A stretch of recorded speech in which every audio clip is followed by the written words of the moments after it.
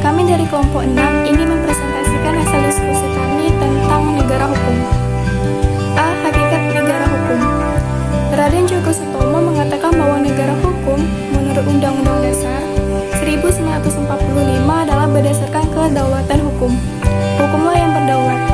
Negara adalah merupakan subjek hukum dalam arti badan hukum republik.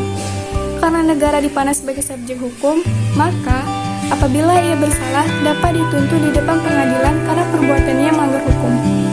Selanjutnya, penjelasan Undang-Undang Dasar 1945 itu memberitahukan bahwa pemerintahan berdasar atau sistem konstitusional tidak dapat bersifat absolutisme. B. Ciri-ciri negara hukum. 1. Adanya sistem ketatanegaraan yang sistematis.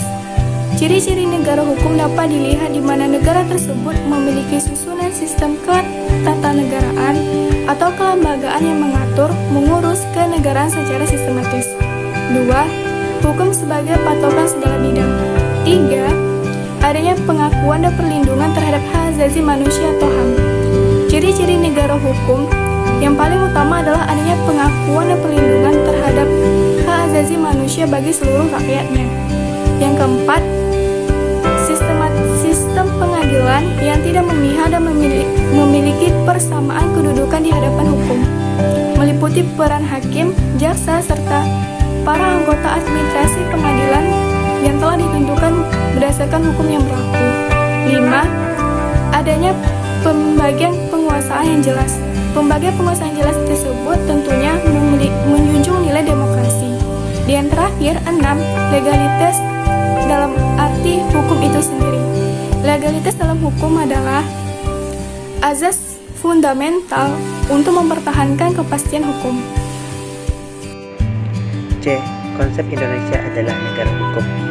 Negara Indonesia merupakan negara hukum. Pasal 1 ayat 3 Undang-Undang Dasar 1945. Namun banyak warga negara yang melanggar hukum atau peraturan tersebut. Peraturan yang sudah disepakati, diberlakukan serta diterapkan dalam masyarakat masih banyak yang melanggar.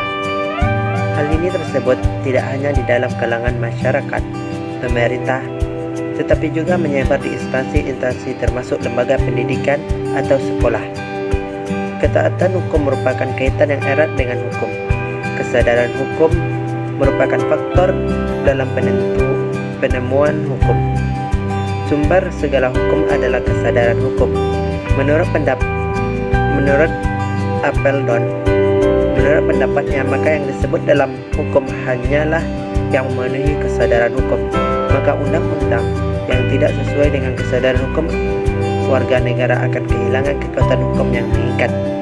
D. Politik hukum negara. Politik hukum merupakan pilihan tentang hukum-hukum yang akan diberlakukan sekaligus pilihan tentang hukum-hukum yang akan dicabut atau tidak diberlakukannya sesuai dimaksud untuk mencapai tujuan negara. Politik hukum menjadi kebijakan dasar yang menentukan arah bentuk maupun isi yang akan dibentuk. Dalam kenyataannya, negara kita mempunyai tujuan yang harus dicapai, dan upaya untuk mewujudkan tujuan itu dilakukan dengan menggunakan hukum sebagai alat melalui pemberlakuan atau pencabutan hukum-hukum sesuai dengan tahapan-tahapan perkembangan yang dihadapi oleh masyarakat dan negara kita. D. Hubungan negara hukum dan demokrasi. Hukum dan demokrasi merupakan sesuatu yang saling berkaitan. Dalam negara yang menganut sistem demokrasi, hukum dipergunakan untuk melegitimasi kekuasaan agar kekuasaan tersebut akan diakui. Sebaliknya, hukum dipergunakan untuk mengontrol kekuasaan agar tidak bertentangan dengan demokrasi. Penguasa tidak bisa mempergunakan kekuasaannya dengan semena-mena tanpa dasar hukum atau atas nama demokrasi.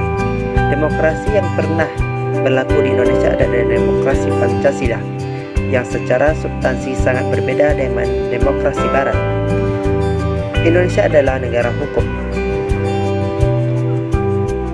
Itu kemudian banyak dikaitkan dengan konsep the rule of law, walaupun sebenarnya masih perlu diperdebatkan atau dikritisi, sebab di negara Barat sendiri konsep tersebut mulai banyak menuai kritik karena banyak ketimbangan-ketimbangan. Baik, kesimpulan dari makalah kami adalah negara hukum adalah negara yang berdiri di atas hukum yang menjamin keadilan kepada warga negaranya. Pengertian negara hukum atau Rechtsstaat dan rule of law, pada dasarnya kedua konsep ini mengarahkan dirinya pada suatu sasaran yang utama, yaitu pengakuan dan perlindungan terhadap hak asasi manusia. Meskipun dengan sasaran yang sama, keduanya tetap berjalan dengan sistem sendiri, yaitu sistem hukum sendiri. Konsep Rechtsstaat lahir dari suatu perjuangan menentang absolutisme sehingga sifatnya revolusioner. Sebaliknya, konsep the rule of law berkembang secara evolusioner. Penerapan negara hukum dalam prakteknya selalu berbarengan dengan jaminan dan perlindungan terhadap hak asasi manusia dari setiap warga negara. Sekian, terima kasih penampilan dari kelompok kami. Assalamualaikum warahmatullahi wabarakatuh.